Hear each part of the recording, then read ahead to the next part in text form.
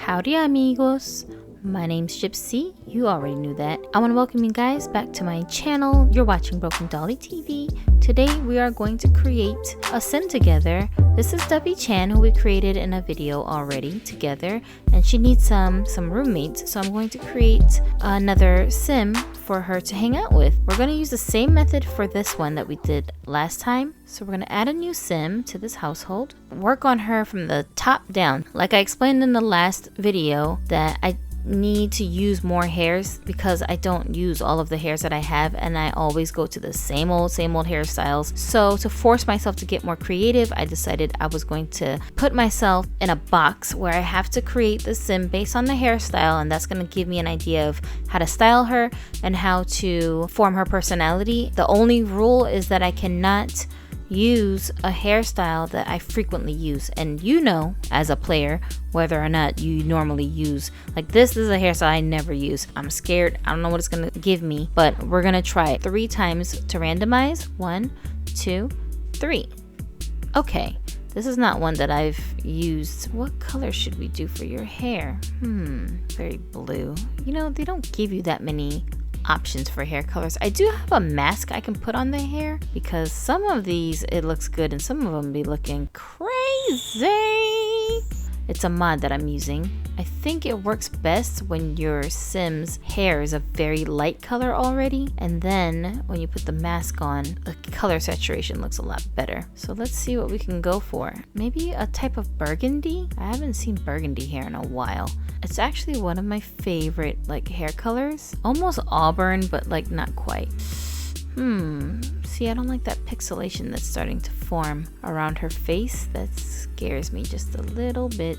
So maybe we will not do that, because I know me, I'm just gonna get so distracted by that. And let's try, I want her to have like a lighter hair color. And then her skin tone I don't think is quite right. Okay, and then we're gonna go in and darken up these eyebrows. Let's not match it to the hair. Okay, so this is our hairstyle that we ended up with, which is pretty interesting. This is not a hairstyle that I would normally use for an adult sim, so I'm going to go ahead and make her a teenager because I think a teenager is more believably gonna rock her hair like this. All right, and then we're gonna switch her whole face. Okay, so let's start with eyebrows. Those are not the ones. This one looks a little bit more normal. I think I'll change her eye color as well. The green didn't look bad. I've said this before, I always pick like unreasonable eye colors for my sims because I get bored with the usual brown and like the typical colors that you would see. A, it's a video game, who cares? B, a lot of my sims I make after my dolls, they also come with like just various eye colors. Y'all who collect dolls, you know what it is. You could have like a brown skin toned doll with some like light blue eyes, and they just come like that. In real life it might not really make sense, but in doll life it does make lots of sense. Your dolls can look like whatever you want them to look like. I kind of try to reflect that same thing in my game, and I think the lighter colored eyes are just easier to see from a distance. None of them are standing out to me, but maybe her whole face needs to be put together before we can really concentrate on the eyes. We just need a basic shape that will work, and then we can tweak it from there. Oh, I like these cute little sad eyes. Oh, what's the matter? Are you being bullied at school? Do you want to punch some kids in the face? Let's go to school and jump them. All right, don't go to school and jump people. Okay, that's a maybe. I think I like her nose the way that it is already, and I think I want to just do a little bit down here somewhere. What can we do with your little chin, your little chinny chin? What do you want from me, little girl? I want to make her face a little rounder. She's a teenager. I don't feel like most teenage girls have very chiseled face look. They still have a little bit of fat on them. You know, the baby fat is still on their faces. Tweak your cheeks. Okay, that's reasonable. And then I'm gonna go into face details. We're gonna probably give her a little bit of a face mask.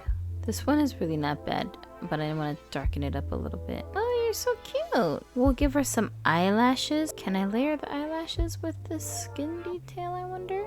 Mr. Lashes, where did you go? Mr. Eyelashes, where are you? For her eyelashes, we can go with this one. Then I want to give her some ears. Those are teeny tiny little ears. Those are very distinct and unique looking. Can we pull them out some? Too much. We don't want them to be distracting. Pull them out some. I'm pretty sure you can change the lobe size of the ears, but I don't really know how to do it. I'm not certain. Do you have to have some kind of... Oh, wait. Is that how you do it?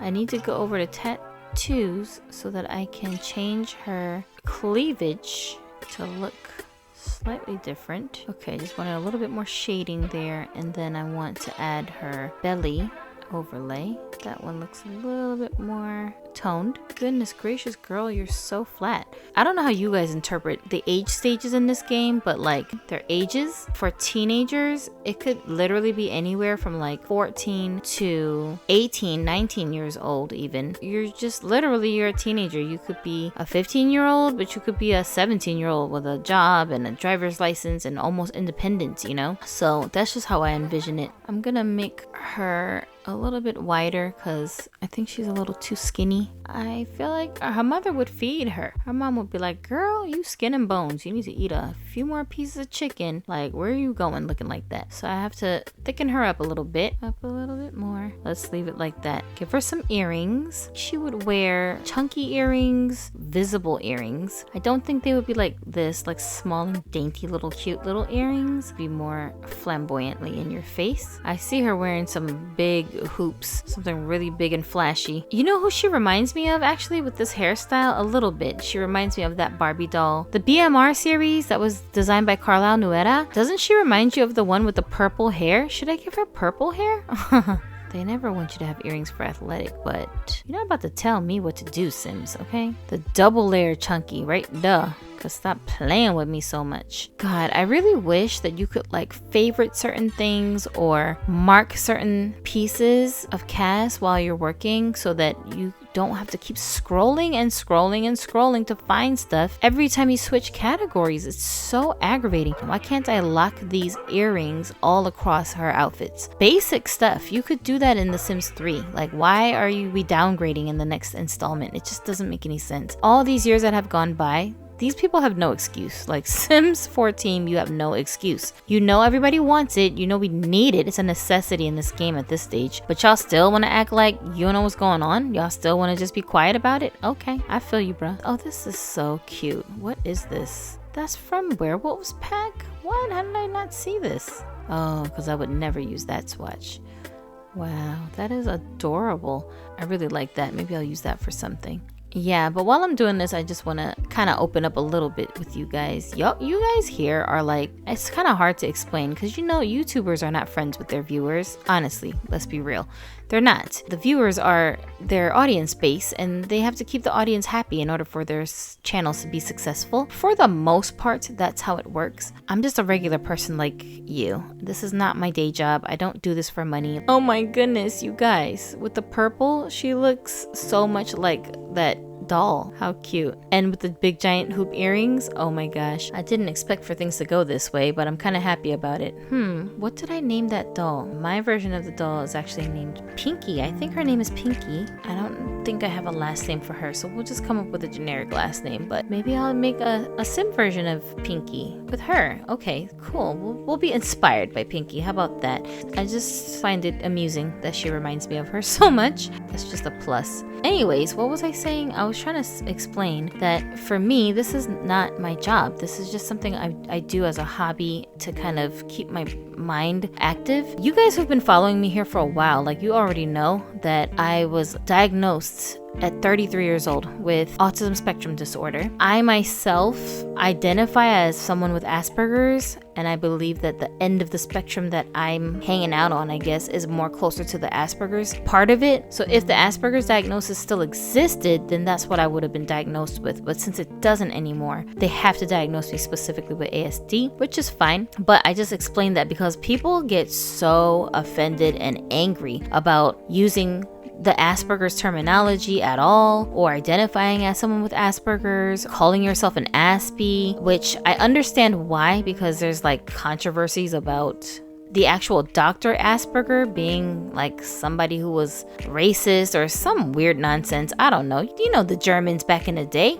you know what they was on. But at the same time, you kind of have to respect how other people choose to identify themselves, like we do with everything else, gender pronouns and race and things like that. You're allowed to self-identify, and I feel like if I'm identifying myself as an Aspie not because of the name, but because of the distinctions in the way that people with Asperger's think and operate, experience the world, versus people who have autism that's like straight up just an autism diagnosis and has nothing to do with Asperger's, I do think there's a difference. And I feel like it almost takes away from the people who are identifying as pure autistics, because they just have a completely different experience in their heads than other people who are on the spectrum too, that might be classified as autistic but are more on the Asperger's end of the spectrum. So that's why I make that distinction for myself. I don't do that with other people. I need that distinction. It's easier for me to explain my condition to people if for some reason I have to do so. I often have to do so because this affects me on a day-to-day basis. So it's like I'm always explaining myself to people, you know?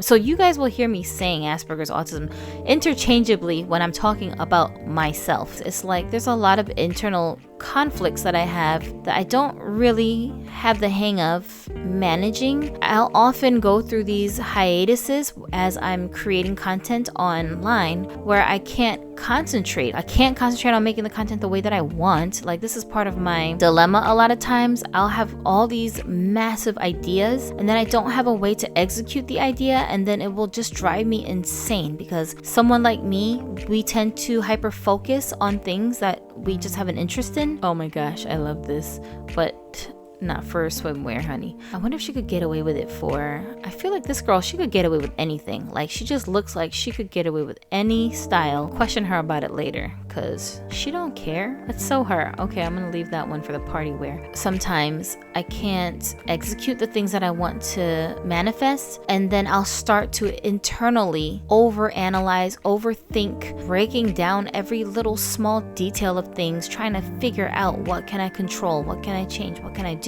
to create the situation that I want. And it will just start to overwhelm me. Part of being a YouTuber means you do have to socialize to a degree with other human beings because they're watching your content. For some people, they thrive off of that. They thrive off other people's energies and just like attention, like people talking to them all the time and asking them questions and telling them, oh, I'm your biggest fan, I love you so much, my favorite channel. And all of that is great, and I do have people doing that with me, but the problem is when I'm very active online, I get those kinds of messages a lot. Like in an influx. It's not one or two people. It's like hundreds of people talking to me at the same time. My Asperger's can't handle it. It just can't. I get drained. My mental and emotional energy becomes extremely depleted when I have to interact with other humans for a prolonged amount of time, or like just whatever I think is too much to handle. I cannot handle it, okay? This is why I used to skip school a lot. When I was in high school, I didn't go to school. Like, most of the time, I was skipping. I was not in school. And it wasn't because I didn't want to do my work. It wasn't because I couldn't do my work. I was like a straight A student. Please don't ask me how I pulled it off. I don't even know how I maintained an honors grade level, even though I was never in school. But I honestly did. Unbelievable. I remember my mom always bragging to her friends that my sister and I were such great students, and that she didn't ever have to help us with our schoolwork, and we just always knew what we were supposed to be doing schoolwork wise, which to me was like, why is that a big deal? Who cares? Like, the schoolwork is easy. What are you talking about? I didn't realize at the time that that's unusual for kids to be on it like that. So I didn't know to appreciate my ability to do that back then, you know? That's where I found myself. I found myself always skipping school and not wanting to be around other people because they would drain me to the point where I can't talk. Like, I can't physically open my mouth and get words out of my mouth because I get so overwhelmed. My thoughts are jumbled. I can't string a sentence together. The thought is in my head, but I don't know how to execute the words to get it out of my mouth. So it's just sitting there going round and round in circles. This was all before I even had my diagnosis. I didn't know what my problem was. I just thought I was a weirdo. I thought I was like a weird person. On the surface, I'm a really outgoing person. I'm not shy at all. But at the same time, if I exert too much of my energy around too many people, it just drains me, and I have no energy to do anything. So I just can't function like that. This is supposed to be a dress that I downloaded that's supposed to be like for Barbie. You know, Barbie from the Barbie movie. This is the dress that she wears in some of the scenes. So I have that for my Barbie Ranch series, which I will be, of course, sharing with you guys soon. And not have to only use it for Barbie, of course, because there's so many swatches. This right here. This is what I'm looking for. The doll that she reminds me of, she's wearing an orange skirt. Maybe we can do the orange swatch and get away with it. It won't clash with her purple hair, right? I see her being like a bright, colorful person. What the hell was I saying? I lose my train of thought very easily, you guys. That's just where I find myself a lot of times. So what happens with YouTube is that I get into my YouTube videos and then somewhere along the way, I'll have these pockets of times where I start getting very drained because I feel like I can't quite make the content the way I want to make it. And then my subscribers will start to like ask me a bajillion questions all at one time. And I feel very compelled to answer their questions because a lot of times I have the answer and I want to give them the information. I want to help them. I'll start like thinking about how I'm going to respond, what I'm going to say, how I'm going to explain it so that it makes sense. That in itself will slowly, like all this stuff is happening at one time, you guys. It's just slowly one thing after the other compiled will start to drain my energy like you would not believe. When I get to a stage where I can't take it anymore, and it's affecting my day-to-day life. I can't pay attention to my kids. I can't help them with their schoolwork. I have no energy to cook meals. I'm not cleaning my house properly. I've got doctor's appointments. I'm missing them. I'm getting sick. I physically will get sick, y'all, because I also have diabetes and other physical ailments that I really need to control. I have so many pills I have to take just for my diabetes alone. Doesn't even make any sense. I'm 38 years old right now. I have 11 different pills that I'm prescribed that I need to take just for my diabetic symptoms. And then on top of that, I've got blood pressure issues. I've got ADHD, anxiety, depression, all of that stuff I have pills for. It's just too much. It's too much. I can't keep track. I can't remember what I'm supposed to be taking, when I'm supposed to be taking it, what time I'm supposed to be taking it, what meal I'm supposed to eat before I take it. It's just way too much for me to handle. For the average person with autism, it's difficult for us to just do day-to-day things and remember to for some of us, it's hard to remember to brush our hair, just to wash our face in the morning. Common sense, normal, regular things that most people just take for granted. We just struggle remembering to do those things.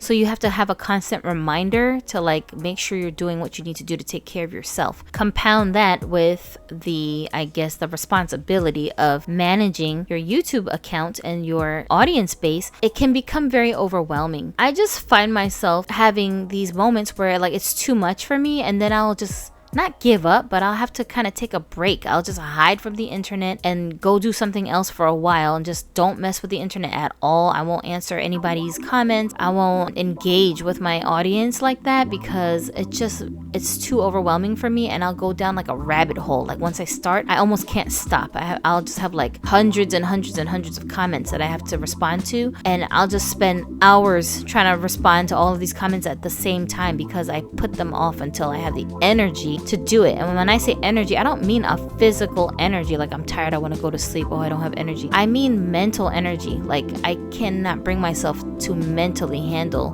dealing with people sometimes, I can't keep doing this. I can't keep going through this motion of being here present on YouTube every once in a while, and then when I have these moments where my Asperger's starts kicking in and I go into meltdown mode, then I just run away from the internet indefinitely. I cannot do that because it's not fair to my viewers.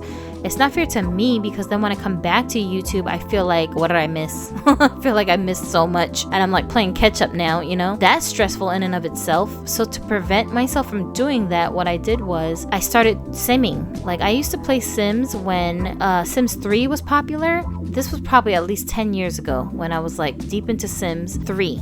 And Sims 3 was such an outlet for me because there's so many stories in my head that I wanted to get out. I don't think that was healthy for me to not have some kind of barrier. And at the time I was a stay-home mom, so I didn't have anywhere I needed to be. But I do need to be here for my kid and my husband. They all depend on me in different ways. I have to still be present for them because of my Asperger's. It's so easy for me to lose track of time, and just when I'm into something that I'm really into, time, what is that?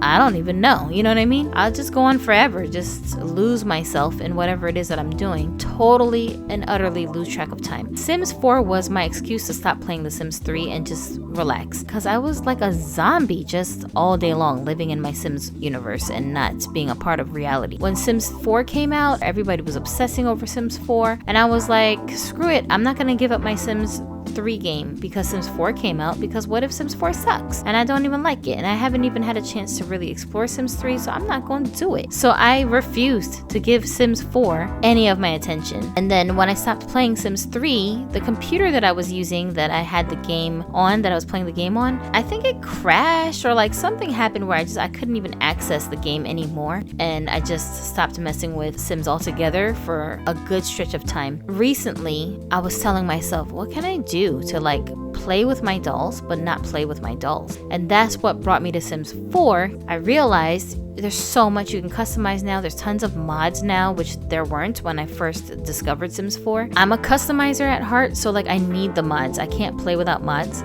It kind of worked out. That's the experience that I'm able to have now with Sims 4. Is it weird that she has this one white eyeliner with this outfit? I feel like she could so get away with this. This is a her thing to do, a Pinky thing to do. Let's leave her alone, because she knows what she's doing. All right, Pinky knows what she wants in life. Don't get it twisted because she's a teenager. She knows where she's going in life. Might not be able to say that about myself, but I can say that about the Sim. What are these flags? Is that a flag? Whose flag is that? Who recognizes that? Oh, this is the one right here. I like that. Let's go with, oh, what? There's a matching swatch? Girl, stop playing with me. Girl, you messing with my emotions. There's some green in the dress and the shawl. What do you call this thing? Sarong. I'm just like 7 different words. They're all the wrong words. Can you believe I speak English? Oh my gosh. English is my second language, thanks. Don't hate. Now, we just gonna go with a simple black for this one. That's gonna do the trick right there. I said to myself, you know what? I can't do this. I can't take these long hiatuses for months at a time because I just mentally cannot cope. Come back like as if nothing happened and go back to making my doll videos. Like, I just can't do it. So that's why I started looking at Sims as something to kind of take away from that, because it's a way for me to play with dolls virtually the same way that I would if I was playing with my dolls physically, but I don't have the added stress of trying to film with a whole setup, because it's not easy. You guys, when you guys go to DollTube and you watch what these DollTubers are doing, please don't take for granted how much work and setup behind the scenes these guys do to give you content. It's a lot. It's really a lot. Even for somebody who doesn't have the conditions that I have or any mental issues, it's still a lot of pressure trying to keep their audience happy, trying to make sure that they're getting views, even the drive to continue making videos. If you're not getting the kinds of views that you see other people get, that you feel like you're in some kind of competition with them or something,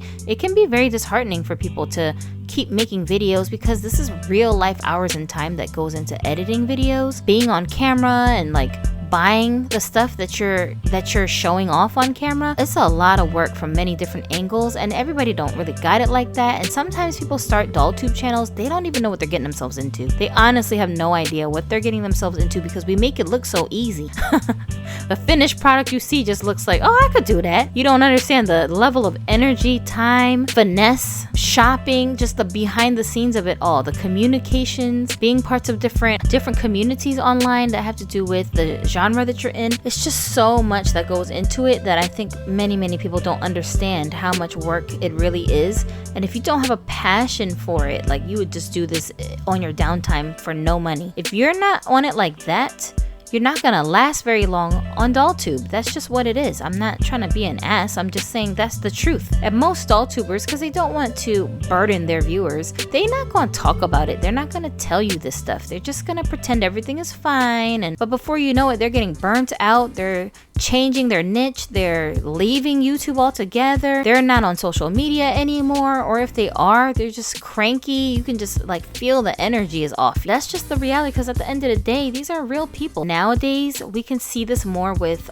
even with celebrities, where we're seeing that they're admitting how stressful it is being someone who's a public figure. And it's because a lot of that stuff has been shrouded in mystery for so many years prior to the internet coming around, maybe like people didn't understand how hard it really is to be famous or to have lots of people looking up to you and like having access to you. It's very, very difficult for people to maintain a normal life like that. YouTube is just a small piece of that. It's not as bad because you're not really a famous person. You're just YouTube famous. You're famous in your niche maybe. Behind the scenes, they have their own struggles that they're dealing with. They have families that they have to maintain. Some of them have actual jobs offline that they have to function at. They can't be consumed all day long, 24 hours a day with YouTube. But sadly, that's kind of where it goes for a lot of people. They just kind of get trapped inside of their YouTube world, don't know how to take care of themselves mentally because they feel obligated to keep up this facade and this perfect YouTuber label that they've created for themselves almost accidentally, just because that's just the way that people perceive you from the outside when they don't know you like that. You might be stunned one day when you wake up and you're like, well, her whole channel is gone. Where'd it go? Or like, oh, they stopped making videos. What the heck? We're human beings. We have flaws, we have weaknesses, we need help. We're not all put together like that. And at least with like actual Hollywood famous people, they have handlers, they have publicists, they have managers, they have agents, they have people behind the scenes whose job it is to help to take the load off of the artist. There's kind of a little bit of a barrier there, you know. The internet is starting to make those barriers dissolve a little bit more, but it's there. You don't have that when you're a YouTuber. When you're an independent YouTuber, you don't have that. You have to be your own, all of the above. That's kind of where I find myself a lot of times dealing with my issues and YouTube and just feeling very burnt out. I'm not burnt out by the actual YouTube work itself. I don't mind making videos. I have a good time while I do it. I love doing it, and I love dolls, so it's not like I'm ever gonna get tired of making doll videos. It's all the other stuff that goes with it that becomes really, really draining for me specifically. Basically, I'm saying all of this to basically say, in my long-winded way, this is why there are, it seems like such drastic changes going on my channel at the moment, where you see an influx of Sims content versus doll content. And just, I can't not make any content because I'm a creative person, and even creating the content itself is part of my outlet. This is like therapy for me, you know? And being in therapy was part of what helped me to kind of realize I can't just not make content, because not making content at all also puts me in a depression, and I don't want to be like that. I need to be able to express myself as an artist and a creative person. I just need to be able to do that. Look at this, live fast. This sim aims to get the most out of life by living carefree and rules free. Girl, that seemed just like you, Pinky. Let's just go ahead and take a look at some of her looks real quick while I'm rambling. I'm the kind of person that like, I need to have a creative outlet, whether it's through music or through creation, like literal like art projects, or making some type of content online, like where I'm performing, where I'm creating, because that's just who I am. People joke in my family that I came out of my mom singing. I was a singer since I was a little kid. I didn't know it was a talent. I thought everybody could sing. I thought everyone was into music. I didn't realize that people have different strengths and weaknesses and talents and gifts that are unique to them. Some people are amazing cooks. You take them out of a kitchen, you don't give them access to food and like culinary artistry, and they don't know what to do with themselves. They don't feel like they're themselves. I totally get it when people are feeling like that. That's me when it comes to performing. I have to do something. I have to get it out of my system. Honestly, like, this whole channel is more for me than it is for anyone else. I just have to get it out of my system so that I feel like I can breathe afterward. It's not for fame. None of this has ever been for clout or because I want other people to think that I'm some amazing person or anything like that. I don't need anyone to think I'm amazing, because I think I'm amazing just on my own.